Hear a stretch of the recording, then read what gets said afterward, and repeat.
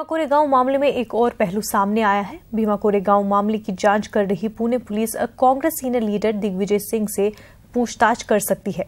Pune police के DCP साहस का कहना है कि अगर जरूरत पड़ी तो दिग्विजय सिंह को जांच के लिए समन भी भेजा जा सकता है। इन्वेस्टिगेशन चल रहा है, क्रूशियल स्टेज पे है और ये स्टेज पे इन्वेस्टिगेशन के बारे में कुछ डिटेल्स जो है वो ऐसे इस तरीके से नहीं दिए जाते।